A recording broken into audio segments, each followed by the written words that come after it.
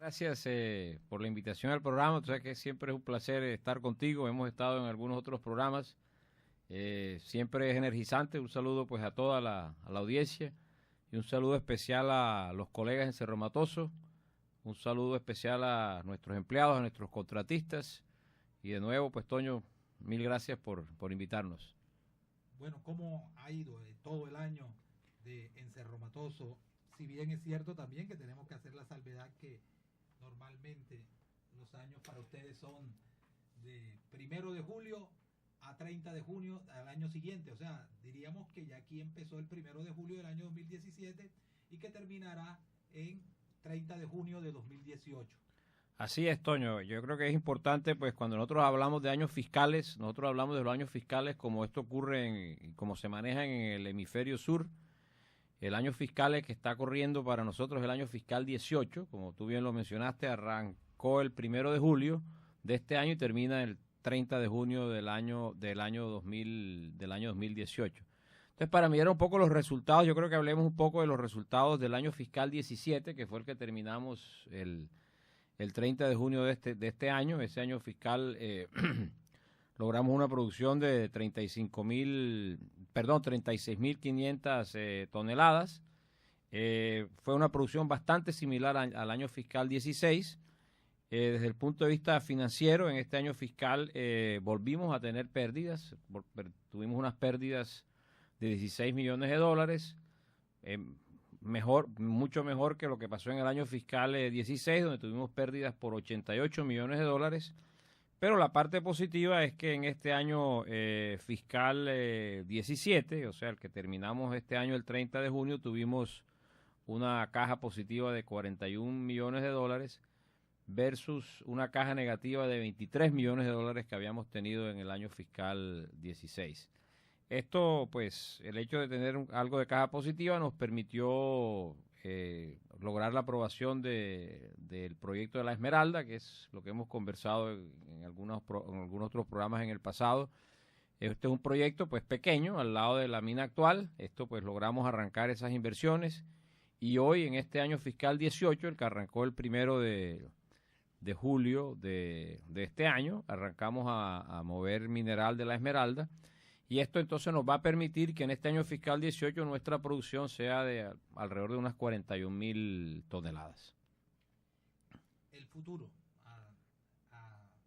de la mina y con esta nueva adquisición de producto en la Esmeralda, ¿qué se vislumbra en el tiempo, Ricardo? A ver, yo creo que es importante mencionar que la Esmeralda no es una mina o una área del mismo tamaño ni con el mismo potencial de la mina que hemos estado explotando desde los 80 cuando arrancamos la operación.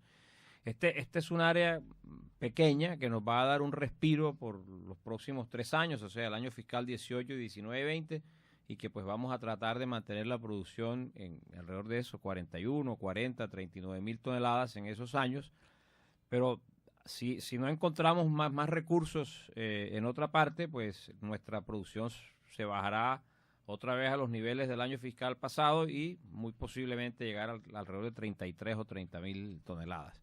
Entonces, pues el reto es mantener el negocio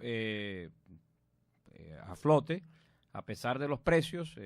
Por lo menos tenemos que ojalá dar utilidades. Obviamente dependemos mucho de los precios, pero también dependemos de nosotros mismos, de mantener una estructura de costos ligera, austera, delgada, pues que nos permita competir con nuestros, pues con el mundo globalizado que tenemos, porque pues no hay una proyección interesante de precios. O sea, hoy el precio está alrededor de 5 dólares la libra.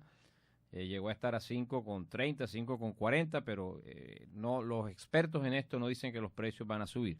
Entonces, nuestro reto es mantener una estructura de costos ligera y trabajar en algunas otras áreas donde creemos que puede haber algún potencial y pues hacer las campañas de exploración que tengamos que hacer para tratar de conseguir otros recursos y pues mantenernos en unos niveles por lo menos alrededor de 40.000 toneladas, porque no vamos a volver a ver 50.000 toneladas como vimos cuando construimos la segunda línea, perdón, en el año 2001.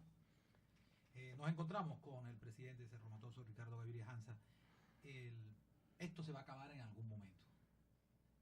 Pero yo no quiero, o sea, no quiero que vea la pregunta de una manera negativa, sino que son recursos minerales, son recursos que llega un momento en que se van agotando. Y yo me imagino que todos estos inversionistas, todas estas grandes multinacionales siempre nos llevan unos pasos adelante y van en el futuro pensando en esta situación. Sí, esto es un recurso no renovable, o sea, en algún momento pues se tiene que acabar, pero pues el reto nuestro es buscar otras opciones donde pues encontrar unos recursos que los podamos convertir en reservas para poderlos minar y poderlos explotar. Entonces, también tenemos que tener claridad de que tenemos un contrato que va hasta el año 29 y tenemos una cláusula con la cual podríamos extender este contrato hasta el año 44, pero esto implica unas inversiones importantes y pues hay algunas otras tecnologías con que se podría pues manejar esto, pero con los precios de hoy, hacer estas inversiones para estas tecnologías como lixiviación, esto pues no es posible porque estos precios hoy no soportan un proyecto de esa envergadura. Entonces el reto que tenemos es garantizar, o tratar de garantizar pues una producción adecuada que nos permita generar caja, que nos permita generar un nivel importante de utilidades y continuar con la sostenibilidad del negocio pues para seguirle dando beneficios pues a todos los empleados, contratistas, a toda la comunidad en general, Montelíbano, el área de influencia y el Alto San Jorge. Pero es cierto, o sea, en algún momento la mina pues ya se acaba porque no tiene el mineral con el tenor adecuado y pues por eso nos hemos embarcado en lo que hemos llamado el proyecto Legado. Ricardo, antes de pasar a ese tema importante que es de todo, del trabajo que se ha venido haciendo con las comunidades, la convivencia con las comunidades, permítame preguntarle algo, un tema que es difícil. Siempre cuando estas compañías tienen dificultades, se caen los precios, hay que bajar costos. Y eso ocasiona muchas veces que hay que entrar a suprimir cargos, a hablar con proveedores, y que esto es difícil, y esto es duro. ¿Cómo ha sido el manejo en este punto? Mira, Toño, eso no ha sido fácil. Nosotros desde el año 2014 arrancamos unos procesos de mejoramientos, de revisión de toda nuestra estructura, de revisión de nuestros contratos, tratar de volvernos más simples. Y sí, efectivamente nosotros prácticamente pasamos, para poner números redondos, en esa época, en el 2014, éramos entre más o menos 2.500 empleados entre directos e indirectos. Y pues nos tocó pues tomar decisiones muy difíciles que afectan a las personas, afectan a las familias, afectaron a la comunidad de Montelíbano y nuestros vecinos, porque básicamente 1.000 personas perdieron su trabajo. O sea, nosotros cortamos la planta de personal, tanto de empleados directos como de contratistas, en un 40%. O sea, pasamos de 2.500 a 1.500. Igual nos tocó renegociar contratos y dejar de hacer muchas cosas que las empresas hacen cuando hay plata. Y eso nos permitió afortunadamente estar a flote, nos permitió, como lo mencionaba el año pasado, generar caja positiva y nos permitió de esa manera lograr aprobar el proyecto de La Esmeralda, que era un proyecto que inicialmente estaba valorado alrededor de $50 millones o algo más, y logramos hacerlo por 16, 17 millones de dólares. Lo debemos estar terminando a mediados del primer trimestre del año entrante. Si no hubiéramos hecho eso, estas medidas complejas de ajustar la planta personal, de renegociar contratos y dejar de hacer una cantidad de cosas, pues no estuviéramos hoy conversando. Seguramente hoy Cerro Matoso no existiría. Los mismos directivos nos quitamos un montón de beneficios. O sea, nosotros voluntariamente tomamos esa decisión de quitarnos un montón de beneficios, ¿sí? Pero aquí una cosa bien importante es que a pesar de todo eso, nuestros compromisos de inversión social en nuestras comunidades, en nuestras áreas de influencia, los hemos mantenido. A ese tema llegamos. Allí, ¿qué se ha venido trabajando y cómo ha sido lo que han logrado allí en este punto de lo social, que siempre se piensa y muchas veces por falta de información se termina uno como opinando de algo que uno a veces no conoce o no averigua o no indaga, y de verdad que aquí a veces nosotros los periodistas hemos cometido ese error y pensamos que como entró en crisis la empresa, se suspendieron todos los acuerdos o todos los compromisos sociales que se venían trabajando. No, Toño, no. Yo creo que Cerro históricamente no era una empresa que hablaba con los medios, no hablaba con las comunidades, eso se lo tenía delegado a algunas otras instituciones, a algunas otras personas, pero nosotros hemos cambiado esto en los últimos 4 años. Yo creo que uno de los temas más importantes para mencionar es la alianza que hicimos, la Alianza por lo Social. Esta es una alianza pues que hicimos de la mano con el Estado, de la mano con las alcaldías de nuestras áreas de influencia, con las manos de otros entes del Estado, y en ese proceso invertimos alrededor de 45.000 millones de pesos. Esto es una cifra importantísima, esto lo hicimos en los últimos 4 años. Y pues, para contarte, el día de ayer estábamos celebrando, hicimos una reunión, un par de horas, en una de nuestras comunidades indígenas, y ahí ya estábamos celebrando 4 años de convivencia pacífica, de convivencia armónica con ellas. Yo creo que no hay una compañía en el país hoy que pueda decir que en los últimos 4 años no ha tenido un incidente, o sea, no hay una compañía en el país que pueda decir que en los últimos 4 años ha estado libre de cualquier tema complejo con las comunidades. Nosotros no hemos tenido ningún problema con las comunidades durante los últimos 4 años, entonces estamos festejando eso, pero además estamos firmando un acuerdo con ellos para las próximas inversiones que vamos a hacer de manera concertada con ellos entre el año 2018 y el año 2022 por un monto de alrededor de 5.000 millones de pesos. Y hablando de inversión social, en lo que fue el año 16, correcto, en el 2016 nuestra inversión social fue de 16.000 millones de pesos en todas nuestras comunidades, tanto indígenas, afro, campesinas y en las áreas de influencia nuestra de los municipios donde operamos. ¿Qué se siente trabajar por esa gente? Bien, Toño, yo creo que ellos están allá hace un montón de años. Nosotros apenas llegamos allá hace 35 años y nos olvidamos nosotros pensamos de que nosotros como empresa éramos los que llegamos allá, que teníamos la plata y podíamos hacer lo que nos parecía. Eso es una equivocación. Ahora, eso no solo lo hizo Cerro Matoso, o sea, en general las empresas mineras en el mundo llegaron a estos sitios donde se hace minería, donde se montan este tipo de industrias, porque normalmente están en sitios alejados, en sitios es en el campo. Esto no está en la mitad de Bogotá, esto no está en la mitad de Nueva York, esto no está en la mitad de Montería, es en sitios alejados donde hay este tipo de comunidades campesinas, afros, indígenas, y llegamos a hacer inversión social. Las empresas iban a hacer inversión social, pero hacían inversiones sociales en lo que la empresa pensaba que era lo que tenía que hacerse, sin conversar con estas comunidades. Y las comunidades tienen otras prioridades. Yo te voy a dar una anécdota, de pronto te la he contado.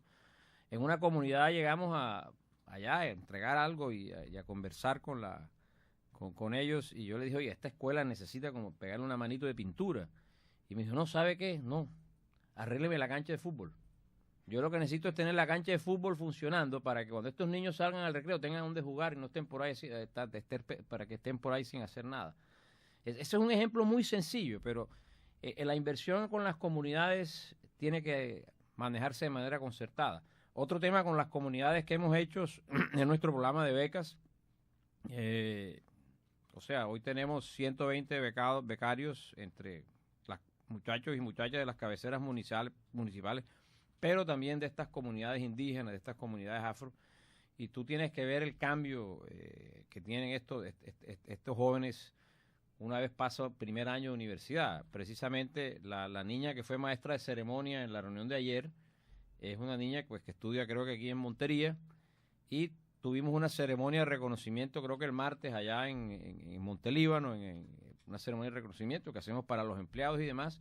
Y la maestra de ceremonia es una niña que estudia en Medellín comunicación social, y lo hacen, pero mejor que cualquier persona que ya se ha graduado y con una emoción y con un entusiasmo tremendo. Entonces eso es parte pues de nuestra inversión. Le estamos apostando a la educación, no solo a nivel de universidad, pero también en el SENA. Ayer el SENA, pues que entregamos hace un poco más de un año en Montelíbano, ya hoy tenemos, ayer precisamente, antes de ayer, le damos la bienvenida a unos empleados nuevos y a unos practicantes del SENA, y dentro de esos del SENA habían 2 pelados que estudiaron 8 meses o 6 meses en el SENA y iban a hacer las prácticas en el área de refinería por 6 meses. Entonces eso es un tremendo avance. Hoy tenemos también un buen número de empleados de las comunidades, tanto técnicos, electricistas, mecánicos, soldadores, operadores de máquinas, cosa que hace 4 años no teníamos. Ricardo, es difícil a veces que la gente comprenda que a veces se dan buenas relaciones entre empresas y comunidad. Las comunidades, todas estas que están bien retiradas de la mina, lo reconocen. O sea, ¿ustedes sienten que sí les están llegando ya como debería ser? A ver, yo creo que los hechos van hablando. Fíjate tú, si tú te acuerdas, en el 2015 nosotros tuvimos un cese ilegal de actividades, que uno de los sindicatos tomó la decisión de hacerlo. En ese momento no hubo un apoyo ni de las comunidades de Montelíbano, ni de las comunidades vecinas, campesinas y afro e indígenas que tenemos alrededor. No hubo un apoyo a esto, o sea, porque las comunidades saben, con el paso del tiempo, cuando tú te relacionas bien con ellos, y cuando te relacionas de manera abierta, con confianza, con naturalidad, sin generar expectativas, diciendo las cosas como son, ellos se dan cuenta pues que la empresa es el vecino, y ellos para nosotros son nuestros vecinos, y como yo siempre lo he dicho de una manera coloquial, es mejor tener un buen vecino que un buen amigo lejos, porque el amigo lejos, ¿en qué te puede ayudar? Los amigos cerca sí te pueden ayudar. Bueno, yo quiero decirle a todos los oyentes de aquí de Montería Radio 38 grados y todas las personas que nos están siguiendo en las redes sociales, contarles un poco de quién es Ricardo Gaviria Hanza. Él es barranquillero. Tengo entendido que está muy triste por algo sucedido el día de ayer. No, Toño, no dañes la entrevista. Aquí está el doctor Marulanda que le da un más duro. Entonces, él es barranquillero, una gran persona. Yo quiero decirles que hace muchos años, cuando empezó estos problemas de Cerro Matoso, tuve la oportunidad de conocerlo y entrevistarlo para el programa Semblanza. Creo que ha estado 3 veces en Semblanza. 3 veces. Dicen que son de los pocos que ha estado más de 2 veces. Y eso te lo agradecemos mucho, Toño. Así es. ¿Por qué? Porque en el fondo yo creo que uno también tiene que ayudar a construir. Y Cerro Matoso, sí, así como lo ha reconocido, en algún momento se equivocaron en las relaciones de comunicación con los medios y con las comunidades, y ya llegó el momento de cambiar. Bueno, ya lo ha hecho, y por qué no reconocerlo. Y de verdad que estando aquí una persona de la región Caribe comandando esta empresa. No, así es, Toño. Estas relaciones hay que hacerlas con absoluta transparencia, con absoluta naturalidad, porque cuando uno dice la verdad, cuando dice las cosas como son, no tiene que acordarse de ellas. Entonces, esa es la manera como la hemos manejado. Joyce, nuestra directora de comunicaciones, hablaba con algunos medios, algunos medios estuvieron allá entrevistando a las comunidades y les decía, es que a nosotros lo que nos gusta es que aquí viene el señor Gaviria y el señor Marulanda y se sienta a conversar con nosotros, a tomarse un tinto, y eso es parte de la construcción de confianza, escucharlos, saber cuáles son sus necesidades, saber qué son las cosas que les entusiasman. El otro día me acuerdo, estábamos en una comunidad y estábamos un par de señoras que fueron las encargadas de hacer todos los postes de concreto para hacer el cerramiento del área de la Esmeralda. Y estas señoras, ellas mismas armaron su equipo de trabajo, y ellas echaron pala y armaban las varillitas para hacer los postes, y le decían a sus esposos, ahora le decimos a las maridos, mira, ya tú pórtate bien, porque nosotros podemos depender de nosotros mismas, ¿sí? Entonces, esas discusiones abiertas, tranquilas, naturales, que parecen irrelevantes, son fundamentales, y vamos allá a conversar eso. Y además que es agradable, o sea, además, pues a mí me gusta, y eso es lo que hemos tratado de hacer con el resto de directivos que se involucren también, porque no puede ser únicamente Ricardo Gaviria, el doctor Marulanda, Lucho Marulanda, quienes están allá. Tenemos que ser Víctor Koch, o sea, tenemos que ser todos quienes estamos involucrados. Somos empleados directos, somos 800 y algo, y pues tenemos que, obviamente no podemos ir los 800 a las comunidades, pero sí un buen grupo de directivos tiene pues que participar en esos eventos y en esas conversaciones. Ya que usted menciona aquí a Luis Marulanda, quiero presentárselo, es el vicepresidente de Asuntos Corporativos de Cerro Matoso. Permítame un momentico aquí mientras acomodo todos estos equipos. ¿Cómo está toda esta situación? Usted que es responsable de todas estas cuestiones sociales, cuéntenos. No, bueno, primero que todo, buenos días, Toño, muchas gracias por la oportunidad, un saludo muy, muy especial a toda tu audiencia en el departamento, especialmente un saludo a todos los trabajadores y contratistas de Cerro Matoso, a nuestras comunidades, a los cabildos indígenas, al Consejo Comunitario Afro de Bocas de Uré, y a las juntas de acción comunal que habitan, que son nuestros vecinos en la operación.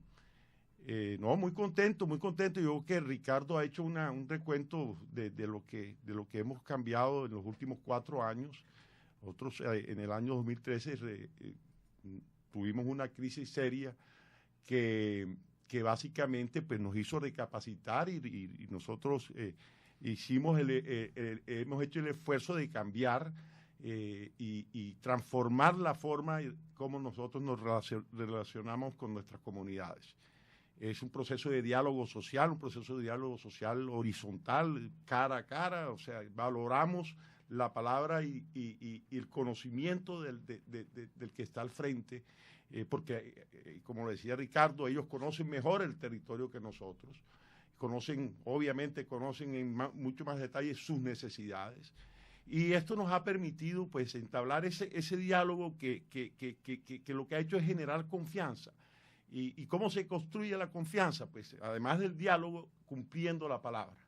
El valor de la palabra es importante y con ellos establecimos unos compromisos a corto plazo, a mediano plazo, a largo plazo y hemos cumplido. Cuando uno cumple y eso va sumado a lo que tú estás conversando en forma diaria, en forma semanal, donde traemos garantes de ese proceso como la Procuraduría General de la República, como la Defensoría del Pueblo, como la Oficina de Derechos Humanos de Naciones Unidas que nos acompaña y que acompaña a estas comunidades, es fundamental.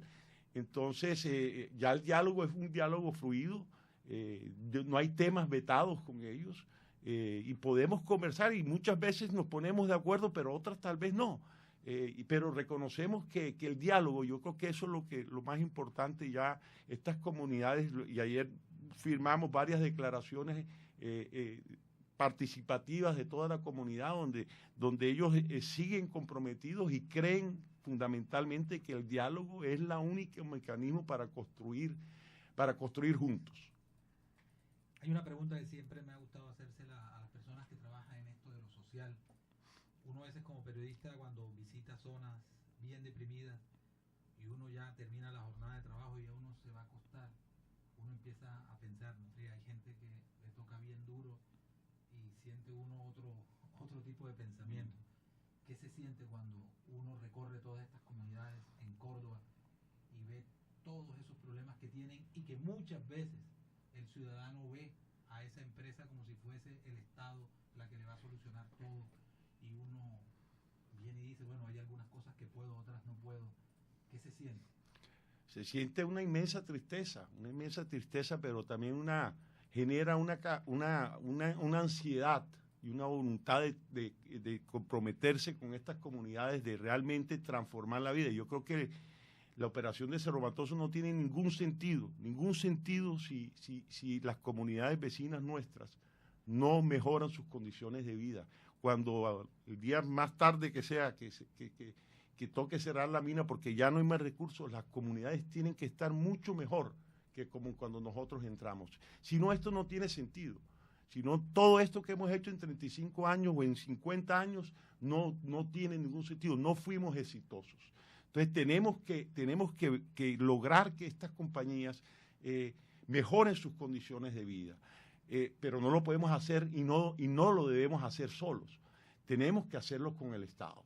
Tenemos que hacerlo con el Estado y fundamentalmente con el gobierno nacional, pero con participación activa de los gobiernos municipales y de la gobernación.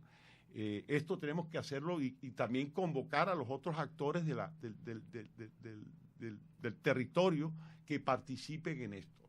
Entonces, eso es la forma como lo concebimos y nosotros tenemos, dentro de las cosas que hacemos, empezamos a medir los índices de pobreza y estamos utilizando el índice, el mecanismo que utiliza el gobierno nacional midiendo la pobreza multidimensional.